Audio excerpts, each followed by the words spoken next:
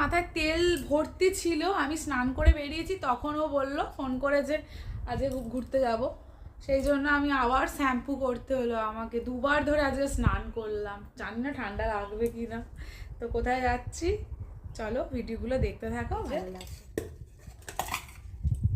ডিম সিদ্ধ তুলে রেখেছি, আর এখানে তাড়াতাড়ি করে মেয়ের জন্য টিফিন বানিয়ে নিয়েছি। এখানে সব বাসন টাসন মেজেও নিয়েছি, আর যা যা খাবার দাবার সব কেটেছিলাম সব দেখো ফ্রিজে লোড করে নিয়ে। এখানে দেখো জামা কাপড় সব রেডি করে রেখেছি, ও এলে গোছানো হবে।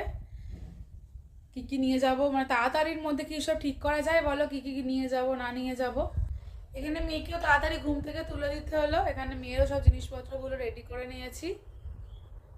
শোনো বেরু যাবে তো, যাবে তো বেরু, যাবেন না কেন?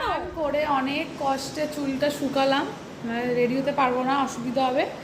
আর স্নান করে আবার ও বললো বেরোতে এখনো দেরি হবে বলে মেয়ের জন্য একটু ডালে চালে করে নিয়েছি ছটা। আমরা বাইরে কিছু খেয়ে নেবো, মেয়েকে তো কিছু খাওয়াতে হবে। তো আগে ভোগও দিয়ে দিয়েছি।